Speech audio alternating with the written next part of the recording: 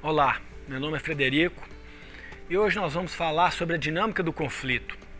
Nós já vimos o que é o conflito, o significado etimológico doutrinário, a espiral do conflito, as maneiras de se reagir a um conflito. Agora hoje nós veremos o conflito de uma maneira mais detalhada.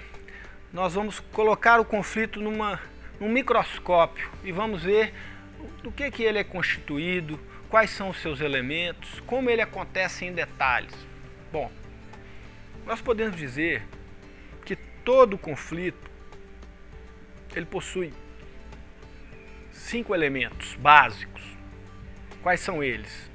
Interesses e necessidades daqueles que estão envolvidos no conflito, sentimentos e ou emoções daqueles que estão envolvidos no conflito, posições, questões ou pontos controvertidos e opções de solução. Nós veremos agora cada um desses elementos, desses 5 elementos que eu considero elementos básicos de um conflito, para que a gente possa compreender um pouco mais desse fenômeno que é o conflito. Toda pessoa que está em conflito possui, no mínimo, um interesse ou uma necessidade envolvida naquele conflito. Então, uma mãe que está em conflito com um pai, numa questão sobre as finanças da residência. Quais são os interesses e as necessidades dessa mãe que ela tem nesse conflito específico?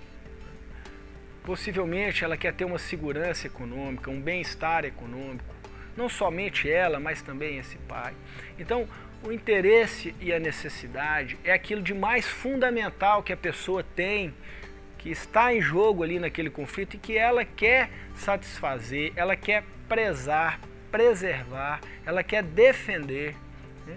Então, o interesse, uma necessidade é aquilo de mais valioso que as pessoas têm numa situação de conflito.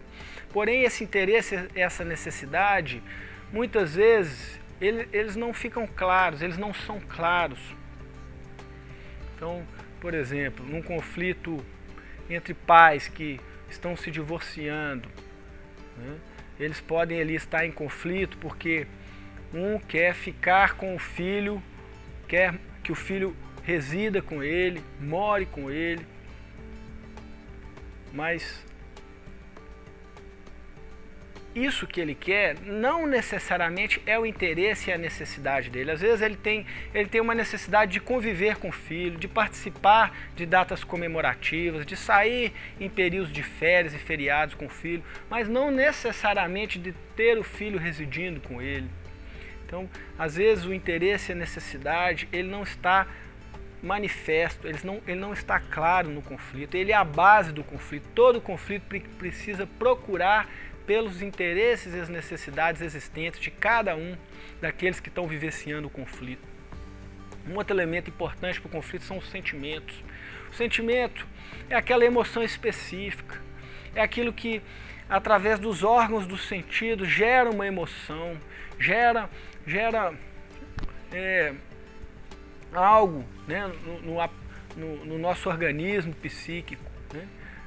Eles podem ser definidos especificamente, então a tristeza, a alegria, a raiva, a angústia, a frustração, o entusiasmo, enfim, nós temos vários sentimentos e os sentimentos eles são importantes para o conflito porque eles estão presentes. Se eles não são aceitos, se não há uma conversa sobre os sentimentos, eles tendem a explodir durante o conflito. As pessoas tendem a se explodir quando esses sentimentos não são expressados, não são comunicados. Então, o conflito ele é um fenômeno sentimental, emocional. O sentimento é algo importante para o conflito. Além dos interesses, necessidades, dos sentimentos, nós temos as posições. O que é uma posição? Uma posição é uma solução unilateralmente imposta para aquele conflito. Normalmente, quando eu estou numa situação de conflito, eu penso numa solução unilateral para ser imposta sobre aquela pessoa, sobre aquela situação. A posição ela visa satisfazer o interesse e a necessidade, mas não necessariamente ela se coincide com o interesse e com a necessidade. Por quê? Porque ela é uma tomada de decisão para uma ação específica que vai satisfazer aquela necessidade. Vamos dar um exemplo para ficar mais claro esses elementos: interesse, necessidades, sentimentos, posições. Vamos supor uma situação, uma biblioteca, em que um aluno chega para estudar nessa biblioteca, escolhe ali uma cadeira, uma mesa, de frente para uma janela, ele abre a janela e começa a estudar. Daí a pouco chega outro aluno ali naquela mesma sala, naquela mesma biblioteca, escolhe uma mesa ao lado para estudar, porém antes de se assentar, ele vai e fecha aquela janela.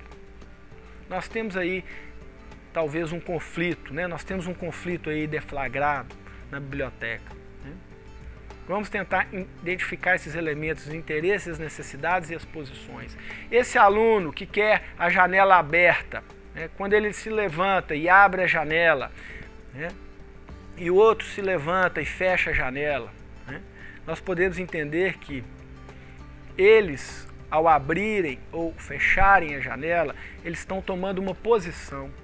A posição é uma solução unilateralmente imposta por uma situação de conflito. Então esse aluno que fechou a janela por último, né, a ele, o outro aluno poderia corresponder com a seguinte reação: ele poderia levantar, ir até a janela e abrir a janela novamente. Abrir metade da janela. Esse abrir metade da janela é uma posição que aquele aluno adota perante aquele conflito, ou seja, é uma solução que ele está impondo unilateralmente àquele conflito. Esse outro aluno que fechou a janela, ele poderia se levantar e tornar a fechar a janela, fechar 3/4 da janela, ou seja, essa seria a posição dele.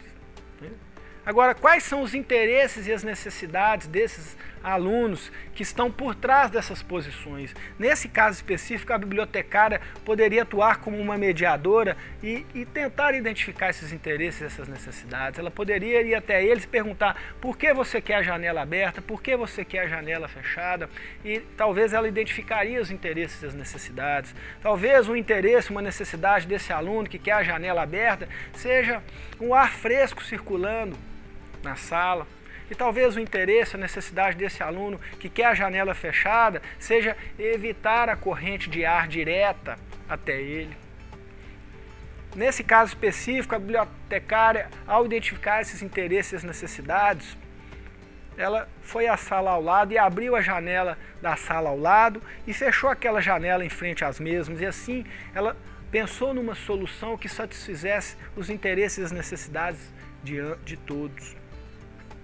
Nós podemos dizer que ela deflagrou o quarto elemento aí do conflito, que seria uma opção de solução. A opção de solução é uma decisão para o conflito que contempla os interesses e as necessidades de todos. Ela se difere de uma posição porque a posição é unilateral, ela só contempla o interesse ou a necessidade de apenas um lado do que está no conflito.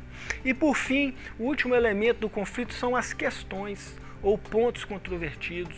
O que são as questões? São assuntos específicos a serem conversados num conflito.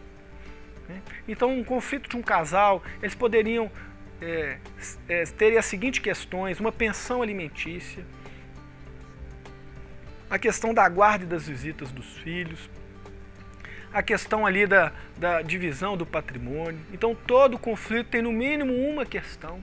Distinguir essas questões, separar essas questões é muito importante para uma solução cooperativa, colaborativa do conflito. Então o conflito, na sua dinâmica, ele contempla esses elementos: interesses, necessidades, sentimentos ou emoções, posições, opções de solução e questões ou pontos controvertidos. É preciso que nós identifiquemos todos esses elementos numa situação de conflito para que a gente possa lidar com esse conflito da maneira mais adequada possível, visando a construção de soluções que vão satisfazer a todos.